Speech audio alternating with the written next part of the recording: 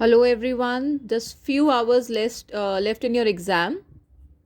Hello everyone, just few hours left in your exam. So let us revise few things very quickly. On this page, you could see some of the topics from chapter number 1. As I told you yesterday as well, ये topic important हैं और इनमें से question आ सकता है.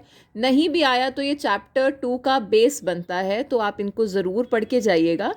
सो as you could see here, मैंने gametes के बारे में बात करी है कि गैमेट होमोगैमेटिक या आइसोगैमेटिक हो सकते हैं, जहाँ पर गैमेट्स देखने में एक जैसे होंगे. मेल और फीमेल गैमेट में डिफ्रेंशिएशन मुश्किल होगा. तो क्लैडोफोरा यहाँ पर एक एग्जाम्पल मैंने आपको दिया है जो कि एल्गा है.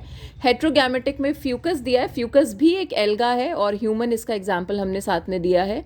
होमोथेलिक और हेट्रोथेलिक या मोनीशियस और डायोशियस टर्म मैंने आपको कल भी बोले थे कि ये सिर्फ प्लांट के लिए आप याद रखिएगा. मैंने इसके एग्जाम्पल भी साइड में लिख दिए हैं कि डायोशियस में आप मार्केंशिया याद रखिए, एनसीईआरटी ने बताया है, और मोनीशियस में आप कारा याद रखिए, अगेन कारा इज ऑल्सो एल्गा. और यूनिसेक्सुअल और बाइसेक्सुअल वर्ड आप सिर्फ फ्लावर के लिए याद कीजिएगा, क्योंकि जब आप पॉलिनेशन पढ़ेंगे तो आपको समझ में आएगा कि मैं ऐसा क्यों कह रही हूँ. मोनीशियस प्लांट में यूनिसेक्सुअल या बाइसेक्सुअल दोनों फूल हो सकते हैं, जबकि डायोशियस प्लांट कोई एक ही तरह का यूनिसेक्सुअल फ्लावर बेयर कर सकता है, या स्टेमिनेट या पिस्टिलेट. डायोशी में एक ही सेक्स रिप्रेजेंट होगा, मेल प्लांट फीमेल प्लांट. मोनोशी में ऐसा नहीं है. अगर मोनीशियस प्लांट है तो उसमें दोनों तरह के फूल हो सकते हैं, या बाइसेक्सुअल फ्लावर भी हो सकते हैं. यहाँ मोनीशियस के एग्जाम्पल मैंने आपको दे दिए हैं, कुकुरबिटा एंड कोकोनट, और यहाँ पर आप डायोशियस के एग्जाम्पल देख रहे हो, papaya and date palm. Meiocyte एक जनरल टर्म है, आपको पता होना चाहिए कि मियोसाइट 2n होता है और वो मियोसिस कर कर गैमेट बनाता है. पाथेनोजेनेसिस बहुत बहुत बहुत बहुत बहुत इंपॉर्टेंट टॉपिक है, काफ़ी देखने को मिल रहा है सैम्पल पेपर्स में. तो Turkey bird, whiptail lizard, honey bee, rotifers, Solanum nigrum, ये पाथेनोजेनेसिस के एग्जाम्पल हैं, जिसमें गैमेट डायरेक्टली बिना फर्टिलाइजेशन के अडल्ट बन जाता है. ऐसे में अडल्ट की प्लॉइडी भी एन ही मानी जाएगी. If I go move to another page, यहाँ पर आप देख सकते हैं कुछ छोटे छोटे सेंटेंसेस मैंने एनसीईआरटी से उठाए हैं. वाइटल लिंक जो इंश्योर करता है कंटिन्यूटी ऑफ स्पीशीज़ वो जाइगोट है, और जाइगोट को एनसीईआरटी एक सिंगल डिप्लॉयड सेल मानती है. जाइगोट जब एम्ब्रियो बन रहा होता है तो वो माइटोसिस या सेल डिफरेंशिएशन का सहारा लेता है. Post fertilisation ovule seed, ovary fruit, ovary wall pericarp, nucellus perisperm, outer integument testa, inner integument tegmen बन जाता है. सेंट्रल सेल ट्रिपल फ्यूजन के बाद प्राइमरी एंडोस्पर्म सेल या प्राइमरी एंडोस्पर्म न्यूक्लियस बन जाएगा, which will further become endosperm. Triploid रहेगा ये. प्लॉइडी लिख दिया मैंने साइड में. एंटीपोडल सेल और सिनर्जिड ये सब डिजेनरेट हो जाएंगे. एग या पॉलन पूछता है तो आप बोलेगा जाइगोट बन गया है, फर्दर वो एम्ब्रियो बन जाएगा डिफरेंशिएशन से. एंथर को बायलोब्ड कहा है और कहा है हर लोब डायथीकस है. ये थोड़ा ट्रिकी क्वेश्चन है, ध्यान से समझेगा. एंथर बायलोब टेट्राथीकस है और हर लोब डायथीकस है. This is the basic thing. Male gametophyte को ही पॉलन ग्रेन कहा गया है, प्लॉइडी एन रहेगी. माइक्रोस्पोरेंजिया को पॉलन सैक कहा है, प्लॉइडी 2n रहेगी. माइक्रोस्पोरेंजियम की जो सबसे अंदर वाली लेयर है वो टेप्टम है. 4 लेयर होती हैं, epidermis, endothecium, middle layer. The inner most is टेप्टम, जिसका काम डेवलपिंग पॉलन ग्रेन को नरिशमेंट देना है.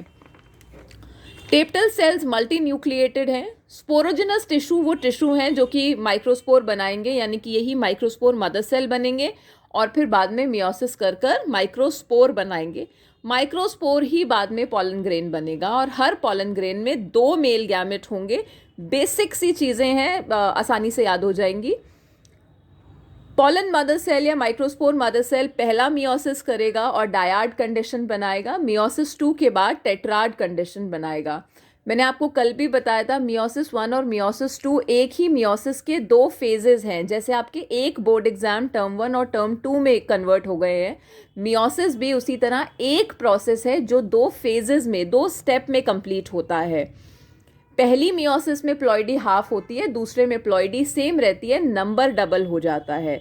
ठीक है.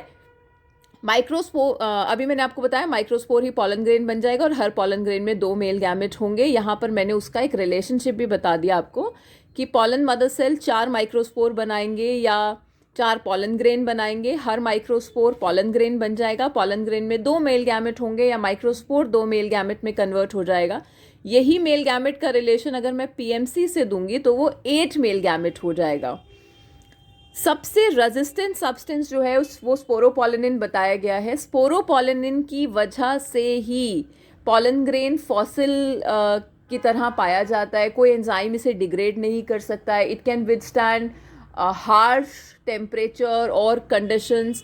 तो ये सारी बातें स्पोरोपोलिनिन के बारे में लिखी गई हैं। स्पोरोपोलिनिन एक्साइन का कॉम्पोजिशन है। एक्साइन पॉलन ग्रेन की आउटर लेयर है, जबकि इनर लेयर एंटाइन है जो कि पेक्टिन और सेल्यूलोज की बनी है। जिस जिस जगह पर स्पोरोपोलिनिन नहीं है या एक्साइन नहीं है उसे जर्मपोर कहेंगे, और जर्मपोर ही फर्दर पॉलन ट्यूब को राइज देगा।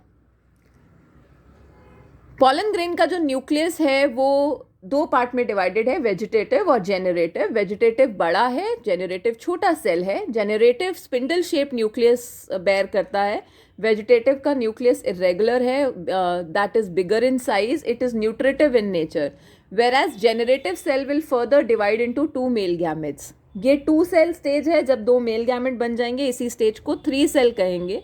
ज़्यादातर ये 3 सेल स्टेज पॉलन ट्यूब जब डेवलप हो जाती है उसके बाद होता है। 60% स्टेज में हम 2 सेल स्टेज पर ही एंथर से पॉलन ग्रेन निकल जाता है। पार्थेनियम का जिक्र किया एनसीईआरटी ने कि एक कैरेट ग्रास है जो कि वीट के साथ इंडिया आ गया था, एक्सोटिक ब्रीड है और ये एलर्जी कॉज करता है। पॉलन वायबिलिटी बहुत इंपॉर्टेंट क्वेश्चन है कि पॉलन कब तक वैलिड है, कब तक वो जो है फ्यूज़ हो सकता है। तो वीट और राइस में ये वैलिडिटी 30 मिनट्स की बताई गई है और रोजेसी, लेग्यूमिनेसी, सोलनेसी में मंथ्स तक बताई गई है। लेग्यूम्स में आप एग्जाम्पल भी याद कर लीजिए, अरहर, लेंटिल्स एग्जाम्पल भी बोल सकता है। सोलनेसी में वो आपको पोटैटो, ब्रिंजल एग्जाम्पल्स भी बोल सकता है। पॉलन को प्रिजर्व करने का एक तरीका है जिसे क्रायो प्रिजर्वेशन कहते हैं। सीड बैंक या स्पर्म बैंक भी इसी तरीके से प्रिजर्व किए जाते हैं। XC2 कंजर्वेशन का मेथड है।